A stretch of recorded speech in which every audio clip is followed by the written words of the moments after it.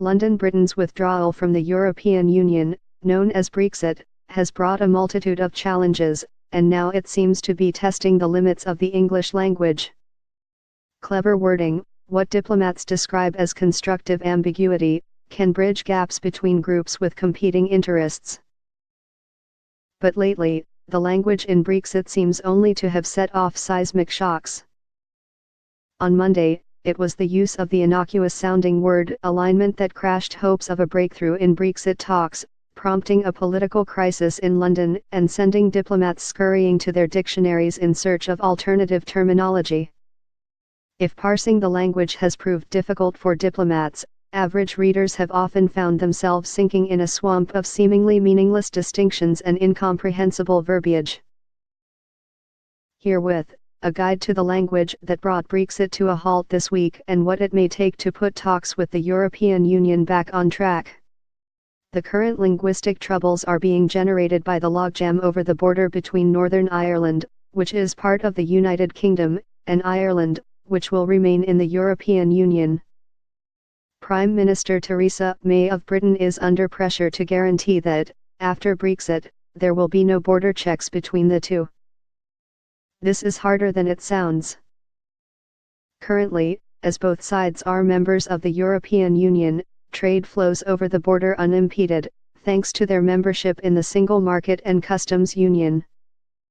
But after Brexit, this presumably will no longer hold, since Britain has pledged to leave the Single Market and Customs Union, and set up its own rules and standards. But no one wants the hard border that existed until it was dismantled as part of the peace process that ended the sectarian fighting in the late 1990s. So the question becomes how to thread the needle. How can trade keep flowing freely, which requires that the European Union and United Kingdom have pretty much the same rules and standards after Brexit, when the point of leaving is for the United Kingdom to establish rules and standards independently of the European Union? On Monday, Mrs. May thought she had the answer. The reliable Irish broadcaster, Root, reported that in the draft text of an agreement that was shared with Dublin, Britain would guarantee that there would be no regulatory divergence on key issues on the island of Ireland.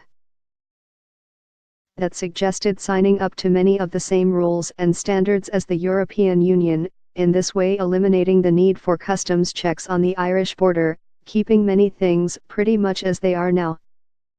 If Mrs. May thought that was problem solved, she soon learned better. To Northern Ireland Unionists, who dread any hint of unity with the South, any scheme that treats them as separate from the rest of the United Kingdom is their worst nightmare. To them, Plan A sounded like a pit stop on the road to a united Ireland. All good diplomats have a fallback plan, in this case replacing the phrase "no regulatory divergence" in the draft text with "continued regulatory alignment." How this change was supposed to solve the problem was not explained, as it means more or less the same thing.